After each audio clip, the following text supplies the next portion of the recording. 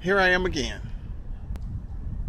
As I traveled across the country, I stayed at many homeless shelters, studying the homeless, seeing what's going on with them, and I noticed various forms of historical genetic contamination amongst the homeless.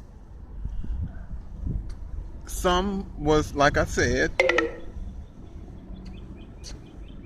some was genetic due to hereditary, and some was from convolution, things they did themselves, and other was from historical genetic contamination as far as environmental pollution.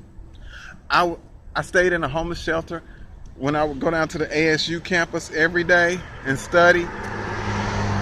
In Phoenix, Arizona, I stayed at a homeless shelter that was virtually on the Georgia Tech campus in Atlanta.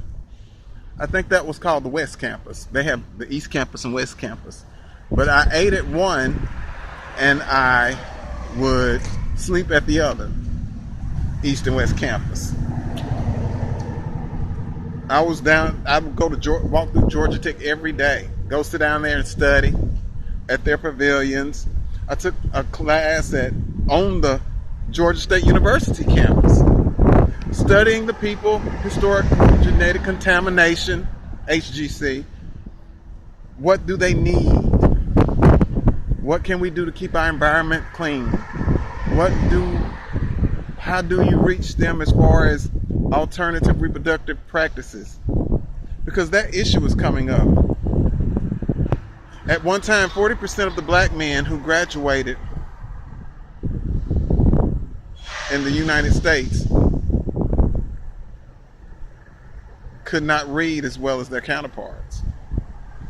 And 60% didn't even graduate at all. We have more ADD, more ADHD, children with mental disabilities. I think these things